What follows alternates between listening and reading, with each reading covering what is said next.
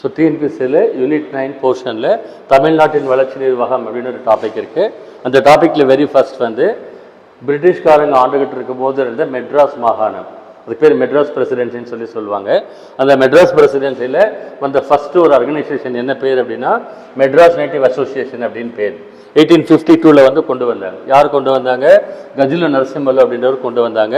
அவங்க கூட இவங்களாம் இருந்தாங்க, கங்காரு லட்சுமி நரேஷ், நரசு செட்டியார், அவங்களாம் இருந்தாங்க. அவங்களாம் வந்து ஒரு பிஸ்னஸ் கம்யூனிட்டி பீப்புள், சொசைட்டிக்கு ஏதாவது பண்ணலாம் அப்படின்னு சொல்லிட்டு இந்த ஆர்கனைசேஷன் வந்து ஆரம்பிச்சிருந்தாங்க. ஸோ இந்த ஆர்கனைசேஷன் எதுக்காக ஒர்க் பண்ணுச்சு? பெண்களுக்கு வந்து கல்வி கொடுக்கணும் அப்படின்னு சொன்னாங்க.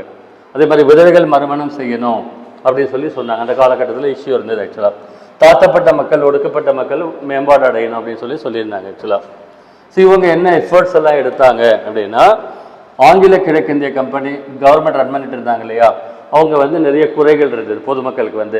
ஸோ அந்த கிரிவன்சஸ் எல்லாம் வந்து இவங்க வெளியில் சொன்னாங்க ஃபர்ஸ்ட். ரெண்டாவது என்ன பண்ணாங்கன்னா, இங்கிலீஷ் பார்லிமெண்ட் இருக்கு இல்லைங்களா பிரிட்டனில், லண்டனில், அந்த பார்லிமெண்ட்டுடைய நாலேஜுக்கு இந்த ஈஸ்ட் இந்தியா கம்பெனிக்கு அகேன்ஸ்டாக இருக்கக்கூடிய கிரிவன்சஸை அவங்க கொண்டு போனாங்க. அப்புறம் வந்து பார்த்தீங்கன்னா ஜமீன்தாரி சிஸ்டம், ரயத்வாரி சிஸ்டம் அப்படின்னு சொல்லிட்டு விவசாயிகளுக்கு இருந்து வாங்கக்கூடிய நில வருவாய் முறைகள் இருக்கு இல்லையா, அதில் ஏகப்பட்ட குறைகள் இருந்தது. ஸோ விவசாயிகளை வந்து இல்ட்ரீட் பண்ணாங்க. மழை வரல அப்படின்னா கூட அவங்ககிட்ட போய் டேக்ஸ் கலெக்ட் பண்ணுறது, அந்த மாதிரிலாம் டார்ச்சர் பண்ணிட்டு இருந்தாங்க. ஸோ அந்த துன்பங்களையும் வெளியே சொன்னாங்க. ஸோ ஃபார்மர்ஸுடைய கிரிவன்சஸையும் அவங்க வெளியில் சொன்னாங்க. கடைசியில் என்ன பண்ணாங்க அப்படின்னா, இங்கிலீஷ் ஈஸ்ட் இந்தியா கம்பெனி வந்து ஒரு பிஸ்னஸ் கம்பெனி, அவங்களுக்கு கவர்மெண்ட் ரன் பண்ண சரியாக வரலை அப்படின்னு சொல்லிட்டு நீங்களே நேரடி ஆட்சியை செய்யுங்க அப்படின்னு ஒரு கோரிக்கையை வச்சாங்க. ஸோ பிரிட்டிஷ் கிரவுன் ரூல் அப்படின்னா இங்கிலாந்து அரசின் நேரடி ஆட்சி. இப்போ இங்கிலாந்து அரசு அவங்க டைரெக்டாக ரூல் பண்ணல, ஈஸ்ட் இந்தியா கம்பெனி மூலமாக ரூல் பண்ணிட்டு இருந்தாங்க. ஸோ அப்படின்னு சொல்லி கேட்டாங்க. ஆக்சுவலாக இது வந்து 1858 வந்து நேரடி ஆட்சி கொண்டு வந்தாங்க இந்தியாவில், சிப்பாய் கழகத்துக்கு பின்னால் வந்து கொண்டு வந்தாங்க. ஸோ இந்த மெட்ராஸ் நேட்டிவ் அசோசியேஷன் என்ன அச்சீவ் பண்ணாங்க அப்படின்னு சொல்லி பார்த்தா, முதல்ல பார்த்தீங்கன்னா பொதுமக்கள் கிட்ட வெளி உலகத்துக்கு இந்த ஆங்கில கிழக்கிந்திய கம்பெனியுடைய குறைகளை எடுத்து வச்சு சொன்னாங்க. ஸோ இந்த கிரிவன்சஸை ஃபஸ்ட்டு ஏர் அவுட் பண்ணது இவங்க தான். ஆக்சுவலாக ரெண்டாவது பார்த்தீங்கன்னா, இவங்க வந்து கொடுத்த ஒரு ப்ரெஷர்னால சித்திரவதை கமிஷன் அப்படின்னு சொல்லி ஒன்று போட்டாங்க. அதாவது என்ன அப்படின்னா, டார்ச்சர் கமிஷன் அப்படின்னு சொல்லுவாங்க. டார்ச்சர் கமிஷன், விவசாயிகள் இருந்து போய் டேக்ஸ் கலெக்ட் பண்ணும்போது அவங்கள டார்ச்சர் பண்ணாங்களா, அதுக்காக ஒரு டார்ச்சர் கமிஷன் ஒன்று போட்டாங்க. அதுதான் அவங்களுடைய அவுட்புட் அண்ட் அச்சீவ்மெண்ட். ஆக்சுவலாக ரெண்டாவது வந்து மெட்ராஸ் மகாஜன் சபா அப்படின்னு ஒன்று இருக்கு. ஆக்சுவலாக மெட்ராஸ் மகாஜன சபை அப்படின்னு சொல்லுவாங்க. இந்த மெட்ராஸ் மகாஜன சபை 1884 கொண்டு வந்தாங்க. ரொம்ப ஃபேமஸாக அடிக்கடி கொஸ்டின்ஸ் கேட்டுக்கிட்டே இருக்காங்க. மே 16 கேட்டிருந்தாங்க பாருங்கள். போன மெயின்ஸில் கொஸ்டின் கேட்டிருந்தாங்க. குரூப் 2A மெயின்ஸில் எந்த டேட்டில் ஆரம்பித்தாங்கன்னு கேட்டிருக்காங்க. மே 16 ஆரம்பிச்சிருந்தாங்க, அந்த டேட்டை கேட்டிருந்தாங்க. ஆக்சுவலாக இந்த மெட்ராஸ் மகாஜன் சபா பற்றி என்ன சொல்லலாம் அப்படின்னா, பாருங்கள், தெளிவான அரசியல் நோக்கங்களுடன் அழைக்கப்பட்ட முதல் அமைப்பு. அந்த ஆர்கனைசேஷன் ஒரு காமனாக ஆரம்பிச்சிருந்தாங்க, ஒரு சோஷியல் ஆர்கனைசேஷன் மாதிரி தான் மெட்ராஸ் நேட்டிவ் அசோசியேஷன் இருந்தது. ஆனால் இவங்க வந்து ஒரு தெளிவாக வந்து இது வந்து பொலிட்டிக்கல் மோட்டிவோடு ஆரம்பிக்கப்பட்ட ஒரு ஆர்கனைசேஷன். ஆக்சுவலாக யார் ஃபவுண்ட் பண்ணாங்க? பி ரங்கையா அப்படின்னு பேர். பி ரங்கையா அப்படின்றவரை ஃபவுண்ட் பண்ணார். செக்ரட்டரி பேர் என்ன? அனந்த சரளு அப்படின்னு பேர். செக்ரட்டரி பேர் வந்து அனந்த சரளு அப்படின்னு அவருக்கு பேர். ஆக்சுவலாக ரெண்டாவது எய்ம்ஸ் என்ன இருந்தது? மெட்ராஸ் மகாஜன சபாவுடைய எய்ம்ஸ் என்னவா இருந்தது அப்படின்னு சொன்னால், பாருங்க என்ன எய்ம்ஸ் இருந்தது. பொதுவான பிரச்சனைகளில் வந்து ஒருமித்த கருத்து, இங்கிலீஷில் வந்து பார்த்தீங்கன்னா கன்சென்சஸ் அப்படின்னு சொல்லுவாங்க. கன்சென்சஸ் அப்படின்னா என்ன அப்படின்னா, இப்போ நீட் எக்ஸாம் வேண்டாம்னு சொல்லிட்டு ஃபஸ்ட்டு எடுத்த உடனே தமிழ்நாடு ஃபுல்லாக சொல்லலை, வேறு ஒருத்தர் 2 பேரும் 3 பேரும் சொன்னாங்க. ஆனால் நாளடைவில் என்ன பண்ணால் ஸ்ப்ரெட் பண்ணி அதை பற்றி பேசி எல்லாரும் வந்து நீட் வேண்டாம்னு தமிழ்நாட்டில் சொல்கிற மாதிரி கொண்டு வந்துட்டாங்க. அதுக்கு பேர் வந்து பொது கருத்து, ஒருமித்த பொது கருத்துன்னு சொல்லுவாங்க. அதுக்கு இங்கிலீஷில் கன்சென்சஸ் அப்படின்னு பேர். அதை உருவாக்குனாங்க. ஆக்சுவலாக ரெண்டாவது சிவில் சர்வீஸ் எக்ஸாம் நடத்திட்டு இருந்தாங்க இல்லையா, இப்போ நம்ம எழுதுறோம்ல இந்த எக்ஸாம், சிவில் சர்வீஸ் எக்ஸாம், அது வந்து இந்தியாவில் நடத்தலை. முன்னே லண்டனில் போய் எக்ஸாம் எழுதணும். ஐஏஎஸ் எக்ஸாம் இப்போ சொல்கிறோம் இல்லையா, இதுக்கு முன்னே ஐசிஎஸ் எக்ஸாம்னு சொல்லுவாங்க, அது போய் லண்டனில் தான் எழுதணும். அப்போ என்ன பண்ணாங்க, இந்தியாவிலேயே நடத்தணும் அப்படின்னு அவங்க கோரிக்கை வச்சாங்க. அப்போது எக்ஸாம் எழுதுறதுக்கு லண்டனுக்கு போகணும், இப்போ கப்பல் ஏறி போகணும், அவ்வளோ பணம் கட்டி போகணும். மூணாவது பார்த்தீங்கன்னு சொன்னாக்க வரிகளை குறைக்க சொன்னாங்க. இங்கே இந்திய மக்களுக்கு வரிகள் போட்டிருந்தாங்க, டேக்ஸ் போட்டிருந்தாங்க, அதை குறைக்க சொன்னாங்க. இராணுவ செலவு அப்படியே குறைக்க சொன்னாங்க. இதெல்லாம் கிரிவன்சஸாக அவங்க எடுத்திருந்தாங்க. ஆக்சுவலாக இவங்க எம்எம்எஸ் உடைய அச்சீவ்மெண்ட் என்ன அப்படின்னு கேட்பாங்க. பாருங்கள், எம்எம்எஸ் அவருடைய அச்சீவ்மெண்ட் என்ன அப்படின்னா, அக்டோபர் 24, 1896 அக்டோபர் 24, 1896 மெட்ராஸ் மகாஜன் சபாவில் மகாத்மா காந்தி வந்து உரை நிகழ்த்தினார், ஸ்பீச் கொடுத்துருக்காரு. மகாத்மா காந்தி வந்து ஸ்பீச் கொடுத்துருக்காரு. பின்னால் அந்த மெட்ராஸ் மாநில சபை என்ன பண்ணாங்கன்னா 1885 காங்கிரஸ் கட்சி ஆரம்பித்தாங்க இந்தியாவில். ஐஎன்எம் டாப்பிக்கில் சொல்லுவோம் நம்ம. இந்தியாவில் 1885 காங்கிரஸ் கட்சி, ஐஎன்சின்னு சொல்லுவோம் இல்லையா, இந்தியன் நேஷனல் காங்கிரஸ் கட்சி ஆரம்பித்தாங்க. ஆல் இண்டியா லெவலில் வந்த கட்சி அது. அதனால் இதை கலைச்சிட்டு அதில் கொண்டு போய் மெர்ஜ் பண்ணிட்டாங்க. எம்எம்எஸ் எடுத்துகிட்டு போய் அதில் மெர்ஜ் பண்ணிட்டாங்க. இந்த மாதிரி அங்கே இருந்த நிறைய கட்சிகள் வச்சுருந்தாங்க. அதெல்லாம் எடுத்துகிட்டு எல்லாருமே போயிட்டு தேசிய இயக்கத்துக்கு அந்த காங்கிரஸ் கூட போய் சேர்ந்துட்டாங்க ஆக்சுவலாக. ஸோ இது வந்து மெட்ராஸ் மாநில சபா பற்றினது ஆக்சுவலாக. அடுத்து பிரம்ம சமாஜம். பிரம்ம சமாஜம் இன்னொரு அமைப்பு இருக்குது ஆக்சுவலாக.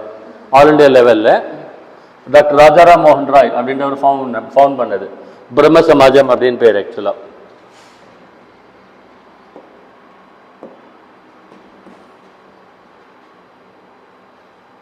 இங்கே ஒரு டாபிக் நம்ம படிக்கணும். என்னென்ன பாருங்கள், இந்த திராவிட இயக்கம்னு ஒரு டாபிக் இருக்கு. திராவிட இயக்கம் மற்றும் நீதி கட்சின்னு சொல்லுவாங்க. ஓகேங்களா? இந்த திராவிட இயக்கம் நீதி கட்சி அப்படின்னு அதுக்கு பேர். இந்த நீதி கட்சின்னு இருக்கு இல்லைங்களா, அந்த டாபிக் நான் சொல்கிறேன். இப்போ சொல்கிறேன் நான் பாருங்கள். ஸோ மெட்ராஸில் வந்து அந்த மெட்ராஸ் மாகாணம் நான் மேப் காட்டினேன் இல்லையா, அந்த மெட்ராஸ் மாகாணத்தில் என்ன மாதிரி மக்கள் இருந்தாங்கன்னா 2 குரூப் ஆஃப் பீப்புள் இருந்தாங்க. ஒருத்தர் வந்து பிராமின்ஸ், பிராமண மக்கள். அவங்க வந்து உயர்ந்த ஜாதி. அதே அவங்க யூஸ் பண்ண மொழி என்னது, சமஸ்கிருதம். அவங்க யூஸ் பண்ண லாங்குவேஜ் வந்து சான்ஸ்கிரிட் யூஸ் பண்ணிட்டு இருந்தாங்க ஆக்சுவலாக. இன்னொரு கேட்டகரி வந்து நான் பிராமின்ஸ், பிராமணர்கள் அல்லாதவர்கள். இந்த நான் பிராமின்ஸ் இருக்காங்க இல்லையா, அவங்களுக்கு பேர் தான் வந்து திராவிடர்கள் அப்படின்னு பேர். பிராமணர்கள் இல்லாதவர்கள் நான் பிராமின்ஸ், அவங்களுக்கு திராவிடர்கள் அப்படின்னு ஆக்சுவலாக பேர். ஸோ இந்த திராவிடர்கள் அப்படின்றத பற்றி என்ன சொல்கிறாங்க அப்படின்னா, 1816 ஃப்ரான்சிஸ் எல்லிஸ் அப்படின்ற ஒருத்தர் இருக்கார், பிரிட்டிஷ்காரர். அவர் வந்து சவுத் இந்தியன் லாங்குவேஜஸை ஆராய்ச்சி பண்ணிட்டு இருந்தார். ஓகேங்களா? அவர் ஒரு புக் எழுதியிருக்கார் பாருங்கள், தென்னிந்திய மொழிகள் திராவிட இலக்கணம் அப்படின்னு சொல்லியிருக்காரு. ஓகேங்களா? பாருங்க, தென்னிந்திய மொழிகளின் ஒப்பீட்டு இலக்கண ஆய்வு அப்படின்ட்டு சவுத் இந்தியன் லாங்குவேஜ் கிராமரை வந்து அனலைஸ் பண்ணி ஒரு புக் எழுதியிருக்காரு. திராவிட மொழிகளின் ஒப்பிலக்கணம்னு அந்த புக்குக்கு பேர் ஆக்சுவலாக. சரி, அவர் என்ன சொல்றாருன்னா, தென்னிந்திய மொழிகள் வந்து திராவிட மொழி குடும்பத்தை சார்ந்தவை அப்படிங்கிறார். இந்தியாவில் இருக்கக்கூடிய லாங்குவேஜஸை திராவிடியன் லாங்குவேஜஸ்ன்னு சொல்லுவாங்க. நார்த் இந்தியா இருக்கிற லாங்குவேஜஸை ஆரிய குடும்பத்தை சேர்ந்த லாங்குவேஜ் சொல்லுவாங்க. ஆரியன் லாங்குவேஜஸ், ஹிந்தி, மராத்தி அந்த மாதிரிலாம் சொல்கிறாங்க இல்லையா, அதை சொல்லுவாங்க. சவுத் இந்தியாவில் இருக்கக்கூடிய லாங்குவேஜஸ்க்கு பேர் திராவிட மொழிகள். திராவிட யூனிவர்சிட்டினே ஒன்று வச்சுருக்கிறாங்க. இப்போ திராவிட மொழிகள்லாம் சவுத் இந்தியாவில் இருக்கக்கூடிய லாங்குவேஜஸ், தமிழ், தெலுங்கு, கன்னடா, மலையாளம் அப்படின்னு சொல்கிறாரு. ஸோ தென்னிந்திய மொழிகள் எந்த குடும்பத்தை சார்ந்தது, திராவிட குடும்பத்தை சார்ந்ததுன்னு சொல்லி அவர் சொல்கிறார் ஆக்சுவலாக. இந்த ராபர்ட் கால்வெல் இருக்கார் இல்லையா, அவர் தான் அந்த கிராமட்டிக்கல் அனாலிசிஸ் பண்ணுறாரு. பண்ணிட்டு என்ன சொல்கிறார் அப்படின்னா, தென்னிந்திய மொழிகள் இருக்குல்ல, 4 மொழிகள் சொல்கிறாங்க இல்லையா, அதில் இருக்கிறதுலேயே வந்து ஓல்டஸ்ட் லாங்குவேஜ் வந்து தமிழ் அப்படிங்கிறாரு. மிகவும் பழமையானது, தொன்மையானது தமிழ் அப்படின்னு சொல்லி சொல்கிறார் ஆக்சுவலாக. இது திராவிட இயக்கம்ன்ற டாபிக் தான் இன்றைக்கி நம்ம பார்க்க போகிறோம். திராவிட இயக்கம் அப்படின்னு இருக்கு பேர் ஆக்சுவலாக. மெட்ராஸ் மாகாணத்தில் வந்து பிராமணர்கள் இருந்தாங்க, நான் பிராமின்ஸ் இருந்தாங்கன்னு சொல்லி பார்க்குறோம். இந்த பிராமின்ஸ் இருக்காங்க இல்லையா, அவங்க பிறப்பால் அப்படின்னு சொல்கிறாங்க, பை பர்த். அவங்க ஜாதியை தானே சொல்கிறாங்க, பிராமின்னா என்ன அர்த்தம், பை பர்த் சொல்கிறாங்க. அவங்க பிறந்த அந்த குலத்துக்கு பேர் வந்து பிராமண குடும்பம் அப்படின்னு சொல்லி சொல்கிறாங்க. ஸோ அந்த பிராமண குடும்பத்தில் பிறந்தவங்க மிகவும் செல்வாக்கு மிக்கவர்களாக இருக்கிறாங்க, பயங்கர இன்ஃப்ளூயன்ஸ்லாம் இருக்காங்க, பயங்கர நாலேஜாக இருக்கிறாங்க. அதனால் அவங்க லைஃப் ஸ்டைலு நல்லா இருக்கும் அப்படின்றாங்க. நல்லா நாலேஜாக இருப்பாங்க, ஐடி ஜாஸ்தியெல்லாம் கேள்விப்பட்டிருக்கீங்க இல்லையா. அதனால் கவர்மெண்ட் ஜாபில் அதிகமாக அவங்க தான் இருந்தாங்களாம். அவங்களுக்கு பை பர்த் வந்து பிராமின்ஸ், அவங்களுக்கு கொஞ்சம் ஐக்கியூ நல்லா இருக்கும், பெட்டராக இருக்கும், கவர்மெண்ட் ஜாப்ஸ்லாம் அதிகமாக அவங்க தான் இருந்தாங்கன்னு சொல்லி சொல்கிறாங்க. ஸோ 1911 சென்சஸில் ஒரு டேட்டா பார்க்குறாங்க. 1911 அப்போ நடந்த ஒரு சென்சஸில் பிராமண மக்கள் தொகை வந்து 3%. மெட்ராஸ் மாகாணத்தில் மொத்த பாப்புலேஷனில் பிராமின்ஸ் பாப்புலேஷன் வெறும் 3%. ஓகேங்களா? நான் பிராமின்ஸ் பர்சன்டேஜ் வந்து 97%. இது புரியுதா நான் சொல்கிறது? பாப்புலேஷனில் பிராமின்ஸ் வெறும் 3%, இவங்க 97% இல்லையா. ஆனால் இந்த 3% பிராமின்ஸ் இருக்காங்க இல்லையா, அவங்க தான் அதிகமான கிராஜுவேட்ஸாக இருக்காங்க. 4074 கிராஜுவேட்ஸ் அவங்க இருக்காங்க. 97% இருக்கிற நான் பிராமின்ஸ் வெறும் வந்து 1035 கிராஜுவேட்ஸ் தான் இருக்கிறாங்க. அப்படியே ரிவர்ஸில் இருக்குது டேட்டா ஃபுல்லாக. இது புரியுதா படித்தாக்க? ஸோ யார் ஏன் நல்லா இருக்கிறாங்க, டாமினேட் பண்ணுறாங்க யார், பிராமின்ஸ். பிராமின்ஸ் நல்லா ஐக்கியம் நல்லா டாமினேட் பண்ணுறாங்க, படிக்கிறாங்க, கவர்மெண்ட் ஜாப் போகிறாங்க, நல்லா வெல் ஆஃபாக இருக்கிறாங்க அப்படின்னு ஒரு இஷ்யூ வந்து ரைஸ் ஆச்சு ஆக்சுவலாக. சரியா? அப்போ ஒரு இஷ்யூ ரைஸ் ஆச்சு. இந்த தகவலை வந்து அலெக்சாண்டர் ஜார்டின் கடேவர்னு ஒருத்தர் இருக்கார், அவர் வந்து சொன்னார் ஆக்சுவலாக. ஒருத்தர் டேட்டா கொடுக்குறாரு ஆக்சுவலாக. இந்த பேக்ரவுண்டில் தான். சரிங்களா? ஸோ பிராமின் டாமினேட் பண்ணுறாங்கன்னு சொல்கிறோம், பிராமின்ஸ் டாமினேட் பண்ணுறாங்க அப்படின்னு சொல்கிறோம் இல்லையா? ஸோ பிராமின்ஸ்க்கு எகென்ஸ்டாக, அவங்க டாமினேஷனுக்கு எகென்ஸ்டாக ஆரம்பிக்கப்பட்ட இயக்கத்துக்கு பேர் தான் வந்து திராவிட இயக்கம்னு பேர் ஆக்சுவலாக. ஓகேங்களா? அதுக்கு பேர் தான் வந்து திராவிட இயக்கம். பாருங்கள், திராவிட இயக்கம் பிராமணர்களுடைய ஆதிக்கத்துக்கு எதிராக ஆரம்பிக்கப்பட்டது தான் திராவிட இயக்கம் அப்படின்னு சொல்லி சொல்கிறாங்க. ஸோ அது பேக்ரவுண்டில் என்னென்னலாம் பண்ணாங்க அப்படின்னு சொல்லி சொல்கிறாங்க.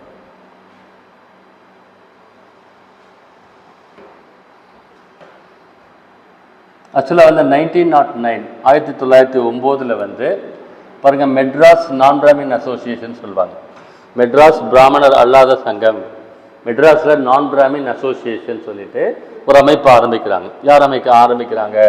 புருஷோத்தம நாயுடு மற்றும் சுப்பிரமணியம் 2 பேர் ஆரம்பிக்கிறாங்க. அப்புறம் வந்து 1912 மெட்ராஸ் யுனைடெட் லீக் அப்படின்னு சொல்கிறாங்க. மெட்ராஸ் ஐக்கிய சங்கம்னு தமிழில் சொல்லுவாங்க. இதை வந்து யார் ஆரம்பிக்கிறாங்கன்னா பாருங்கள், சி நடேசன் ஒருத்தர் இருக்கார் ஆக்சுவலாக, ஒரு மெடிக்கல் டாக்டர். அவர் ஆரம்பிக்கிறார் மெட்ராஸ் யுனைடெட் லீக் அப்படின்னு சொல்லி. இதை மெட்ராஸ் திராவிட சங்கம் அப்படின்னு மாற்றினாங்க, மெட்ராஸ் திராவிடியன் அசோசியேஷன் அப்படின்னு சொல்லி மாற்றினாங்க ஆக்சுவலாக.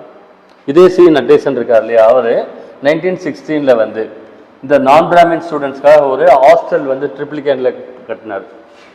மெட்ராஸில் ட்ரிப்ளிகேனுங்கிற இடத்துல ஒரு திராவிடியன் ஹாஸ்டல், திராவிட மாணவர்களுக்கு தங்கி படிக்கிறதுக்காக ஒரு திராவிடியன் ஹாஸ்டல் வந்து ஆரம்பித்தார் ஆக்சுவலாக. கொஷின்ஸ் ரொம்ப அதிகமாக வர இடம் வந்து ஆக்சுவலாக. சரிங்களா?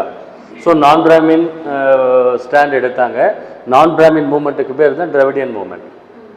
பிராமணர்களை எதிர்த்து ஆரம்பிக்கப்பட்ட இயக்கத்துக்கு பேர் திராவிட இயக்கம். சரியா?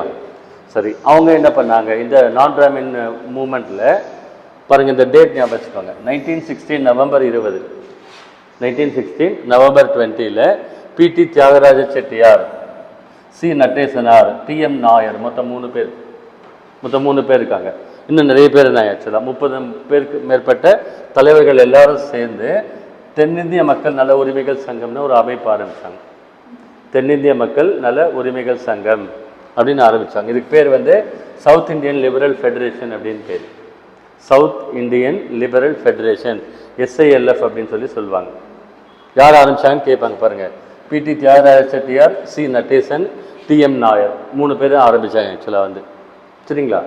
30க்கும் மேற்பட்ட தலைவர்கள் ஆரம்பித்தாங்க. அது மிக முக்கியமான 3 தலைவர்கள், பிடி தியாகராஜ செட்டியார், சி நடேசன், டிஎம் நாயர் 3 பேர். அந்த ஒவ்வொருத்தரை பற்றியும் டீட்டெயில்ஸ் கொடுத்துருக்காங்க, யார் என்ன அப்படின்னு சொல்லிட்டு. பாருங்க, பிடி தியாகராஜ செட்டியார் இருக்கார் இல்லையா, இவர் வந்து பார்த்தீங்கன்னா 1917 இந்த SILFக்கு தலைவராக வந்தார். தென்னிந்திய மக்கள் நல உரிமைகள் சங்கம் இருக்கு இல்லையா, அதுக்கு ஃபர்ஸ்ட் தலைவர் வந்து பிடி தியாகராஜ செட்டியார். அப்புறம் வந்து தென்னிந்திய வர்த்தக சபைன்னு ஒரு அமைப்பு இருக்கு ஆக்சுவலாக, அதுக்கு 10 வருஷம் தலைவராக இருந்திருக்காரு ஆக்சுவலாக. ஃபெடரேஷன் ஆஃப் சவுத் இந்தியன் காமர்ஸ்னு சொல்லுவாங்க, அதுக்கு இருந்திருக்காரு ஆக்சுவலாக. அப்புறம் பார்த்தீங்கன்னா 1917 வந்து சரிங்களா, இந்த விகிதாசாரி பிரதிநிதித்துவம் அப்படின்னு சொன்னால் ரிசர்வேஷன் இஷ்யூ ஒன்று ரைஸ் பண்ணாங்க, இடஒதுக்கீடுன்னு, அந்த இஷ்யூ பற்றி சொல்கிறாங்க. ஸோ 1921 10 வருஷத்துக்கு மெட்ராஸ் மேயராக இருந்திருக்காரு ஆக்சுவலாக. இந்த SILFன்னு சொல்கிறோம் இல்லையா, தென்னிந்திய மக்கள் உரிமைகள் சங்கம் இருக்கு இல்லையா, அது வந்து SILF ஆரம்பித்த பின்னால் அதுக்கு பேர் மாறுச்சு. அதுதான் நீதி கட்சின்னு சொல்லி சொல்கிறாங்க. அதுக்கு பேர் நீதி கட்சி அப்படின்னு மாறுச்சு. நீதி கட்சின்னு மாறின உடனே எலெக்ஷன் வச்சு ஜெயிச்சாங்க, வந்தாங்க, சிஎம் போஸ்ட் கிடச்சி ஃபார்ம் பண்ணாங்க, கவர்மெண்ட் ஃபார்ம் பண்ணாங்க. மெட்ராஸ் மாநிலத்தில் முதல்ல கவர்மெண்ட் ஃபார்ம் பண்ணாங்க. அதில் இவரை வந்து பிடி தியாகராஜ செட்டியார் இருக்கார் இல்லையா, இவரை முதலமைச்சர் ஆகுங்க நீங்கள் அப்படின்னு கேட்டிருக்காங்க. இவர் தான் இருக்கிறது ரொம்ப பெரிய ஆள். அவர் நான் முதலமைச்சர் பதவியெல்லாம் எனக்கு வேண்டான்ட்டார், எனக்கு சீஃப் மினிஸ்டர் போஸ்ட் வேண்டாம் அப்படின்ட்டார். அதனால் இவர் மெட்ராஸ்க்கு மேயராக இருந்திருக்காரு, மெட்ராஸ் நகரத்துக்கு மேயராக இருந்திருக்கார், 10 வருஷம் இருந்தார் ஆக்சுவலாக. அப்புறம் மெட்ராஸ் மாகாணத்தில் வந்து மதிய உணவு திட்டம் போட்டாங்க. அப்போவே எங்கே போட்டாங்கன்னா 1000 விளக்கு தொகுதியில் போட்டாங்க. ஓகேங்களா, 1000 விளக்கு தொகுதியில் அப்போவே வந்து அவங்க போட்டாங்க, இலவச மதிய உணவு திட்டம் அப்படின்னு சொல்லி போட்டாங்க ஆக்சுவலாக. அப்புறம் மெட்ராஸ் தொடக்க கல்வி சட்டம் சொல்லுவாங்க, பிரைமரி எஜுகேஷன் ஆக்ட், அப்படின்னு ஒரு சட்டம் கொண்டு வந்தாங்க. அப்புறம் டிசம்பர் 20, 1916 அது நவம்பர் 20 ஆரம்பிச்சது. இது டிசம்பர் 20 என்ன பண்ணாங்கன்னா பாருங்க, இது கரெக்டாக எழுதிக்காங்க. நான் பிராமின் மேனிஃபெஸ்டோன்னு சொல்லுவாங்க. நான் பிராமின் மேனிஃபெஸ்டோ, பிராமணர் அல்லாதோர் அறிக்கைன்னு அதுக்கு பேர். எப்போ எங்கே வெளியிட்டாங்க, யார் வெளியிட்டாங்கலாம் கேட்பாங்க. நான் பிராமின் மேனிஃபெஸ்டோ எங்கே வெளியிட்டாங்கன்னு எஸ்ஏல வந்து வெளியிட்டாங்க. இந்த டேட்டில் வந்து வெளியிட்டாங்க ஆக்சுவலாக. சரியா? இது வந்து அவர் பிடி தியாகராஜ செட்டியாரை பற்றி சொன்னோம். அடுத்து நடேச முதலியார்னு ஒருத்தர் இருக்கார் ஆக்சுவலாக. நடேச முதலியார் மெட்ராஸ் யுனைடெட் லீக் ட்ரிப்ளிகேட் ஒரு ஹாஸ்டல் 2 பேர் பண்ணார், நம்ம படித்தோம் இல்லையா? இவர் வந்து ஒரு மெடிக்கல் ஸ்டூடெண்ட், டாக்டர் ஆக்சுவலாக. இவர் என்ன பண்ணார், 1912 என்ன பார்த்தோம், நம்ம மெட்ராஸ் யுனைடெட் லீக்னு ஒரு பாடி ஃபார்ம் பண்ணார்னு பார்த்தோம். அதே மாதிரி என்ன பண்ணோம், ஒரு ஹாஸ்டல் ஃபார் நான் பிராமின் ஸ்டூடெண்ட்ஸ் இதை ஆரம்பித்தான்னு சொன்னோம். இவர் இன்னொன்று என்ன சொல்கிறார் அப்படின்னா, பிரதிநிதித்துவம் இல்லையேல் வரி இல்லைன்னு ஒரு கான்செப்ட் இருக்குது ஆக்சுவலாக. பிரதிநிதித்துவம், அதாவது நோ ரெப்ரசன்டேஷன் நோ டேக்ஸ் அப்படின்னு சொல்லுவாங்க இங்கிலீஷில். அதாவது என்ன அப்படின்னா, எங்கள் நாடு என்ன அடிமைப்படுத்தி வச்சு நீ ஆட்சி செய்கிற, அந்த அதிகாரத்தில் எனக்கு பங்கு கூடனா கொடுக்க மாட்டேன்ற, ஆனால் நீ கேட்டால் டேக்ஸ் கட்டணுமா, நான் எனக்கு எதுவும் செய்யலை நான் உனக்கு டேக்ஸ் கட்டணுமா அப்படின்ற ஸ்டாண்டுக்கு பேர் வந்து பிரதிநிதித்துவம் இல்லையேல் வரி இல்லை, நோ ரெப்ரசன்டேஷன் நோ டேக்ஸ், நான் பண்ண மாட்டேப்போ அப்படின்னு ஒரு ஸ்டாண்ட் எடுத்தார். நிறைய பேர் எடுத்தாங்க ஆக்சுவலாக. ஸோ கோயம்புத்தூரில் வந்து ஃபஸ்ட்டு நான் பிராமின் கான்ஃபரன்ஸ் நடத்தினார். சரிங்களா? கோயம்புத்தூரில் ஃபஸ்ட்டு நான் பிராமின் கான்ஃபரன்ஸ் நடத்துனாங்க. அதுக்கு தலைவர் யாருனாங்க, ராமராயன் லிங்கர் அப்படின்னு ஒருத்தர் இருந்தார் ஆக்சுவலாக. 3வது வந்து டிஎம் நாயர் அப்படின்னு ஒருத்தர் வந்தார். 3வது டிஎம் நாயர் அப்படின்னு சொல்லி ஒருத்தர் வந்தார். இவர் யார் அப்படின்னா மெட்ராஸ் மெடிக்கல் காலேஜ் ஸ்டூடெண்ட். இவரும் ஒரு டாக்டர் ஆக்சுவலாக. இவரும் ஒரு டாக்டர். நெக்ஸ்ட் வந்து ஃபஸ்ட்டு வேர்ல்டு வார் பீரியடில் பிரிட்டிஷ்காரங்களுடைய கப்பலில் வந்து டாக்டர் வேலை பார்த்துருக்காரு. ஃபஸ்ட்டு வேர்ல்டு வார் பீரியடில் பிரிட்டிஷ் கப்பலில் டாக்டர் வேலை பார்த்துருக்காரு. அதுக்காக பிரிட்டிஷ் கவர்மெண்ட் அவருக்கு ஒரு பட்டம் கொடுத்துருந்தாங்க, கைசர் ஹி ஹிந்த் அப்படின்னு பேர். அந்த ஒரு பட்டம் கொடுத்துருந்தாங்க. அப்புறம் வந்து நீதி அப்படின்னு சொல்லிட்டு ஒரு பத்திரிகை நடத்துனாங்க. இந்த எஸ்ஐல ஸ்டார்ட் பண்ணாங்க இல்லையா, இதில் 3 பத்திரிகை நடத்துனாங்க. சரிங்களா? பத்திரிகை வந்து பாருங்க, ஃபர்ஸ்ட் பத்திரிகை பேர் வந்து ஜஸ்டிஸ்.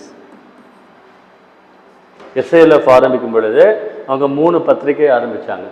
பத்திரிகை வந்து ஏன் ஆரம்பித்தாங்க, பத்திரிகை வந்து ஆரம்பித்தாங்க ஏன் ஆரம்பித்தாங்க, மக்கள்கிட்ட கருத்துக்களை கொண்டு போய் சேர்க்கறதுக்காக ஆரம்பித்தாங்க ஆக்சுவலாக. ஸோ இதுக்கு பேர் வந்து நீதி கட்சி அப்படின்னு அது பின்னால் பேர் வந்தது. மேகசைன் பேர் வந்து ஜஸ்டிஸ் ஆக்சுவலாக. சரிங்களா? பத்திரிகை பேர் ஜஸ்டிஸ். அது இங்கிலீஷில் இருந்தது. இங்கிலீஷில் அதில் டேட் ஆஃப் பர்த் கரெக்டாக இருக்குது. ஜஸ்டிஸ்னு பத்திரிகைக்கு பேர். மேகசைன் சொல்லுவாங்க இல்லையா, ஆமாம், அதுக்கு பேர் வந்து யார் ஆரம்பிச்சதுன்னா டிஎம் நாயர் அப்படின்னு ஆரம்பித்தார் ஆக்சுவலாக. அதாவது அவருடைய எடிட்டர் ஆக்சுவலாக.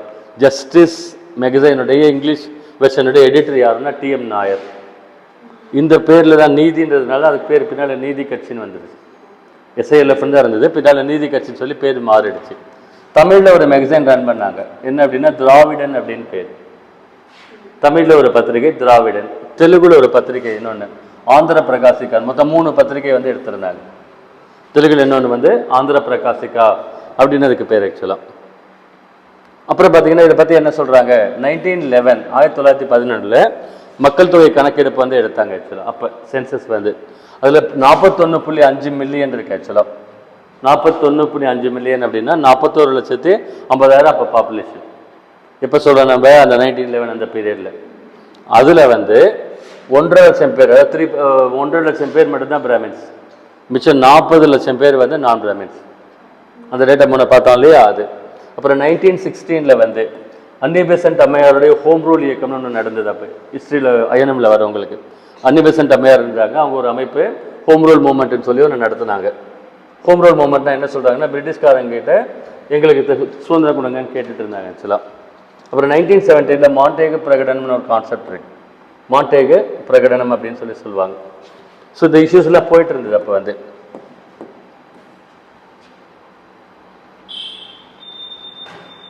ஆக்சுவலாக அந்த ஹோம் ரூல் மூவ்மெண்ட்டை என்ன சொல்ல பாருங்கள், 1916 ஹோம் ரூல் இயக்கம்னு ஒன்று நடந்தது. அன்னி பெசன்ட் அம்மையார்னு சொல்லி ஒன்று நடத்திட்டு இருந்தாங்க. அவங்க என்ன சொன்னாங்க அப்படின்னா, பிரிட்டிஷ்காரங்க இருக்காங்க இல்லையா, இந்தியாவை ஆண்டுட்டு இருக்காங்க இல்லையா, அதில் பிரிட்டிஷ்காரங்க கிட்ட என்ன கேட்குறாங்கன்னா, எங்களுக்கு தன்னாட்சி கொடுங்க. இப்போ மெட்ராஸ் மாநிலத்தில் நாங்கள் ரூல் பண்ணிக்கிறோம், ஓனர்ஸ் அவங்க தான், பிரிட்டிஷ்காரங்க ஓனர்ஷிப்பில் தான் இருக்குது, ஆனால் தமிழ்நாடு ஃபுல்லாக நாங்கள் கவர்மெண்ட் ரன் பண்ணிக்கிறோம், பிரிட்டிஷ் பேரரசுக்குள்ளே எங்களுக்கு தன்னாட்சி கொடுங்க அப்படின்னு சொன்னாங்க. Self rule within British empire அப்படின்னு அந்த அம்மாவுடைய ஸ்டாண்ட். அந்த அம்மா வந்து கேட்டுட்டு இருந்தாங்க. ஆக்சுவலாக எங்களுக்கு அதிகாரம் கொடுங்கன்னு கேட்குறாங்க. அவங்க என்ன சொன்னாங்கன்னா 1917 மாண்டேகு பிரகடனம்னு அதுக்கு பேர். ஆக்சுவலாக மாண்டேகுன்னு ஒருத்தருக்கார் பிரிட்டிஷ்காரர். அவர் வந்து சொல்கிறாரு, என்ன சொல்கிறாரு, நாங்கள் படிப்படியாக தரோம் அப்படின்னு சொல்லி சொன்னார். படிப்படியாக நாங்கள் தருகிறோம் அப்படின்னு சொல்லி சொன்னாங்க. இந்தியர்களுக்கு அதிகாரத்தை நாங்கள் படிப்படியாக தரோம், எடுத்தோடனே ஃபுல்லாக தரலை, படிப்படியாக தரோம் அப்படின்னு சொல்லி சொல்கிறாங்க. ஸோ அதனால் அந்த ஹோம் ரூல் மூவ்மெண்ட் கேட்டது இவங்க கொடுக்குறேன்னு சொன்னதுனால ஹோம் ரூல் மூவ்மெண்ட்டு வேலை இல்லாமல் போயிடுச்சு, ஸ்டாப் ஆகிடுச்சு ஆக்சுவலாக. சரியா? அப்புறம் 1919 அதுக்கடுத்து 1919 ஒரு சட்டம் கொண்டு வராங்க. மாண்டேகு செம்ஸ்ஃபோர்ட் சட்டம்னு அதுக்கு பேர். மாண்டேகு செம்ஸ்ஃபோர்ட் ரீஃபார்ம்ஸ்னு சொல்லுவாங்க. மாண்டேகு செம்ஸ்ஃபோர்ட் சீர்திருத்தங்கள் அதுக்கு பேர். லீகல் பாயிண்ட்ஸ் அதில் சொல்லுவாங்க என்னென்னன்றது. அதில் ஒரு இம்பார்ட்டன்ட் பாயிண்ட் என்ன அப்படின்னா, மாகாணங்களில் இரட்டையாட்சி அப்படின்னு ஒரு கான்செப்ட் இருக்குது ஆக்சுவலாக. அதாவது டயார்கின் ப்ரொவின்சஸ் அப்படின்னு சொல்லுவாங்க. மாகாணங்களில் இரட்டையாட்சி, டயார்கின் ப்ரொவின்சஸ் அப்படின்னு அதுக்கு பேர் ஆக்சுவலாக.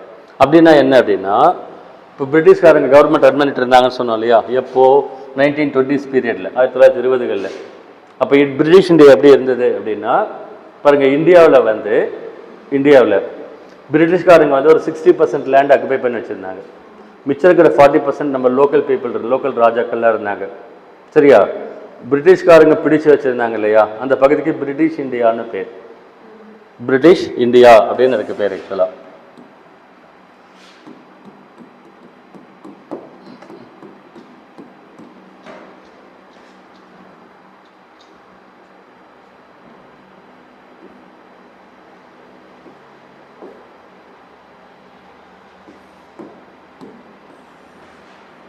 பாருங்க, இந்த மேப்பை புரிஞ்சிக்க முடியுதா பாருங்க. இதுதான் இந்தியா ஆக்சுவலாக. சுதந்திரமாகிறதுக்கு முன்னால், அதாவது நம்ம 1947க்கு முன்னால் இருந்த இந்தியா. இந்தியான்னு என்ன சொல்லுவாங்கன்னா பாருங்க, இந்த ஏரியா இது வரைக்கும் இருந்திருக்கு ஆக்சுவலாக. பர்மா எல்லாம் சேர்ந்து இது வரைக்கும் இந்தியா ஆக்சுவலாக. ஓகே, பிரிட்டிஷ்காரங்கிட்ட சுதந்திரம் வாங்கிறதுக்கு முன்னால் இவ்வளோ பெருசாக இருந்திருக்கு ஆக்சுவலாக. இதில் இந்த ரோஸ் கலரில் தெரியுது இல்லையா, ரோஸ் கலரில் தெரியுது ஃபுல்லாக பிரிட்டிஷ்காரன் கண்ட்ரோலில். பிரிட்டிஷ்காரன் கண்ட்ரோலில் அங்கே கொஞ்சம் கொஞ்சமாக கிராப் பண்ணி எடுத்துக்கிட்டான். இதை தான் பிரிட்டிஷ், ரோஸ் கலரில் இருக்கிற ஏரியா ஃபுல்லாக பிரிட்டிஷ் இந்தியான்னு பேர். புரிஞ்சுக்கிட்டீங்களா? இதுக்கு பேர் தான் பிரிட்டிஷ் இந்தியா. இங்கே உள்ள எல்லோ கலரில் இருக்கிறதுலாம் சொந்த ராஜாக்கள், லோக்கல் ராஜாக்கள். இந்தியாவில் வந்து இந்தியன் ராஜாக்கள், அவங்க லோக்கல் பீப்புள். பாருங்க, மைசூர் ராஜா, திருவாங்கூர் ராஜா, ஹைதராபாத் நிஜாம், இங்கே வந்து ராஜபுதனம் அப்படின்லாம் சொல்லுவாங்க. இவங்க தனியாக லோக்கலில் இருந்தாங்க. இவங்களுக்கு பிரின்ஸ்லி ஸ்டேட்ஸ் அப்படின்னு பேர். இந்திய சுதேச அரசுகள்னு சொல்லுவாங்க. பிரிட்டிஷ் இந்தியா ப்ளஸ் சுதேச அரசுகள், ரெண்டு பொலிட்டிக்கல் யூனிட் சேர்ந்து தான் அங்கே இருந்தது ஆக்சுவலாக. இப்போ அந்த 1919 ஆக்டில் என்ன சொல்கிறாங்கன்னா, இந்த மாகாணங்களில் இரட்டையாட்சின்னு ஒரு கான்செப்ட் சொல்கிறாங்க. அதில் இந்த பிரிட்டிஷ் இந்தியா இருக்கு இல்லைங்களா, ரோஸ் கலரில் இருக்கு இல்லையா, அந்த பிரிட்டிஷ் இந்தியாவை நிர்வாகத்துக்காக 11 மாகாணங்களாக பிரிச்சிருந்தாங்க, 11 ப்ரொவின்சஸ். இந்த ரோஸ் கலரில் இருக்கிறது பிரிட்டிஷ்காரன் கண்ட்ரோலில் இருக்குது, அவங்க கவர்மெண்ட் ரன் பண்ணுறான். அதை வந்து இப்போ அட்மினிஸ்ட்ரேஷனுக்கு இப்போ இந்தியா பிரித்து வச்சுருக்கோம் 28 ஸ்டேட். அந்த மாதிரி அவங்க 11 மாகாணங்களை பிரிச்சுருந்தாங்க.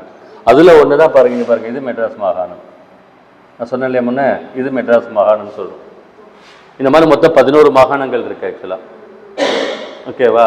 இப்போ ஹோம் ரூல் மூவ்மெண்ட்டில் அந்த அம்மா என்ன கேட்டாங்கன்னா, இந்த மாகாணங்களை எங்களுக்கு சுயாட்சி கொடுங்க, முழுசா ஃபுல்லாக கொடுங்கன்னு கேட்குறாங்க. ஓனர் அவங்க தான், ஆனால் உள்ளுக்குள்ளே நாங்கள் கவர்மெண்ட் ரன் பண்ணிக்கிறோன்னு கேட்குறாங்க. அதான் ஹோம் ரூல் மூவ்மெண்ட். இவங்க படிப்படியாக தர, எடுத்துகிட்டு ஃபுல்லாக தர மாட்டோம், படிப்படியாக தரோன்னு சொல்கிறாங்க.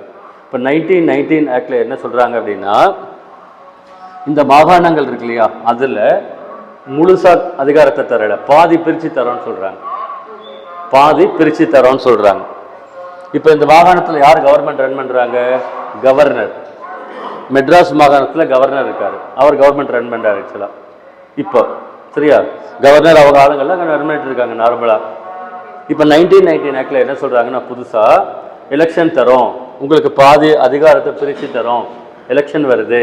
ஸோ எலெக்ஷனில் 1919 ஆக்டில் எலெக்ஷன் புதுசாக டைரக்ட் எலெக்ஷன் தரோம், சட்டமன்றத்தில் வந்து எம்எல்ஏவாக நிற்கலாம், இந்தியர்கள் வந்து பாதி பவர் கொடுக்குறோம். அந்த பாதி பவர் கொடுக்குறாங்க இல்லையா, அதுக்கு பேர் வந்து மாகாணங்களில் இரட்டையாட்சின்னு பேர். இங்கிலீஷில் டயார்கின் ப்ரொவின்சஸ்ன்னு பேர். அதில் என்ன மீன் பண்ணுறாங்க அப்படின்னா, இதில் பாதி பவர் பிரித்து தராங்க. கவர்னர் தான் இப்போ ரூல் பண்ணிட்டு இருக்காரு. பிரிட்டிஷ் இந்தியாவில் கவர்னர் இருக்கார், அவர் ரூல் பண்ணிட்டு இருக்காரு. இப்போ இவங்க மக்கள் கேட்குறாங்க, எங்கள் நாடுன்னு கேட்குறாங்க இல்லையா, பாதி பிரித்து தரோன்னு சொல்கிறாங்க. எலெக்ஷன் தரோம், பிரித்து தரோம், சிஎம் ஆகலான்னு சொல்கிறாங்க. அதுக்கு பேர் தான் டயர்கெயின் ப்ரொவின்சஸ் அப்படின்னு பேர். சரியா? ஸோ 1919 ஆக்டில் அதை வந்து அவங்க கொடுக்குறாங்க. இப்போ நீதி கட்சி யோசிக்கிறாங்க, என்ன பார்க்குறாங்க அப்படின்னாக்க, இப்போ பாதி பிரித்து தரேன்னு சொல்கிறாங்க, எலெக்ஷன் டைரெக்டாக வைக்கிறேன்றாங்க, நம்மளுக்கு அதிகாரம் பாதி வரப்போகுது அப்படின்னு சொல்லிட்டு இவங்க பார்க்குறாங்க. யாரும் நீதி கட்சி பார்க்குறாங்க. ஆனால் நீதி கட்சி மட்டும் இந்தியாவில் இப்போ இல்லை.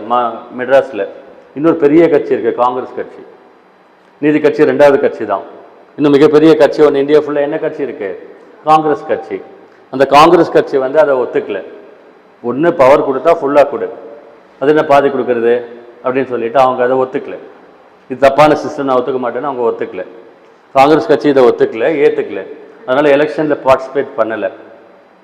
ஆனால் மெட்ராஸ் மாகாணத்தில் நீதி கட்சி, இது மாதிரி பல இடங்களில் மெட்ராஸ் மாநிலத்தில் நீதி கட்சி ரெண்டாவது மூணாவது கட்சி இருக்கு இல்லையா, அவங்க என்ன சொல்கிறாங்கன்னா, ஏதோ தராமல் இருக்கிறான், அதில் பாதி தரேன்னு சொல்கிறான், இதை ஃபஸ்ட்டு என்ன கொடுக்குறானோ வாங்கிக்கலாம் அப்படின்னு சொல்லுவாங்க இல்லையா, அந்த மாதிரி அதை ஏற்றுக்கிட்டு என்ன பண்ணாங்கன்னா 1921 எஃபெக்ட் கொடுத்தாங்க இந்த சட்டத்துக்கு. 1921 சரியா? அந்த 1921 எலெக்ஷனில் நீதி கட்சி நின்று ஜெயிச்சிட்டாங்க. அதுக்கு பேர் தான் நீதி கட்சின்னு பேர். சரிங்களா? ஸோ 1919 சட்டம் கொடுத்தாங்க. சட்டத்தில் மிக முக்கியமாக என்ன சொன்னாங்க? டைரக்ட் எலெக்ஷன், நேரடி எலெக்ஷன் தரதா சொன்னாங்க. சட்டமன்றத்தில் எம்எல்ஏ ஆகலாம், பாதி பவர் பிரித்து தரேன்னு சொல்கிறாங்க. இதை கான்செப்ட் ஞாபகம் வச்சுக்காங்க. டயர்கெயின் ப்ரொவின்சஸ்ன்னு அதுக்கு பேர், மாகாணங்களில் இரட்டையாட்சி அப்படின்னு அதுக்கு பேர். ஸோ ஏற்றுக்கிட்ட என்ன பண்ணாங்கன்னா, மெட்ராஸில் எலெக்ஷனில் நின்னாங்க, எலெக்ஷனில் ஜெயிச்சாங்க. ஓகேங்களா?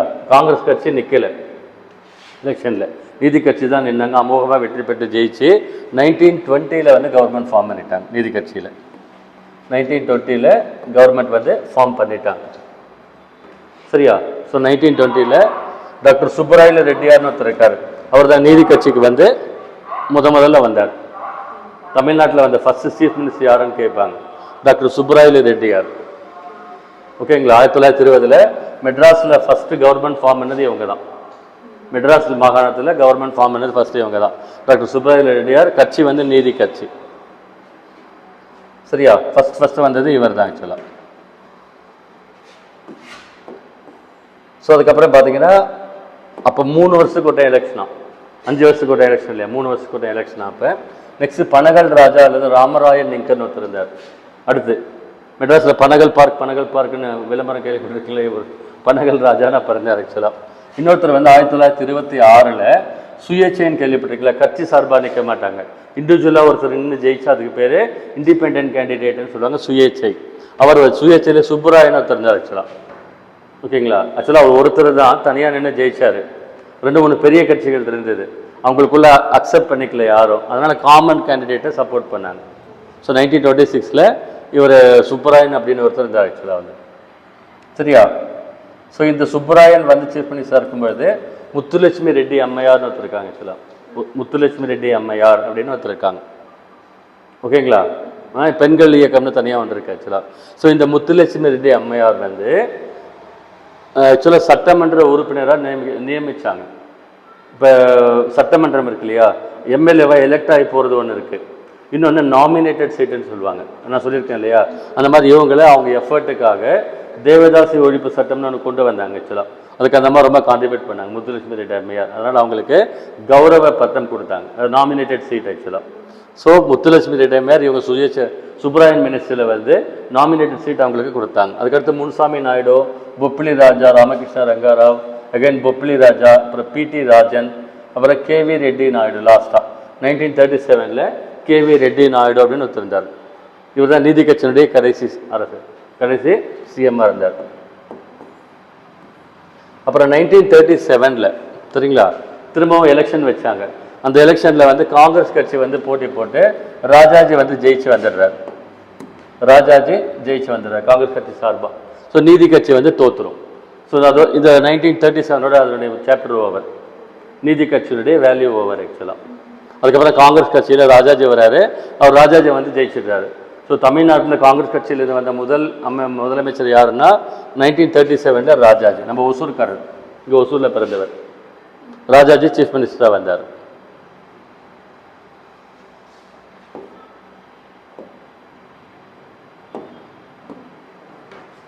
போர்ஷன்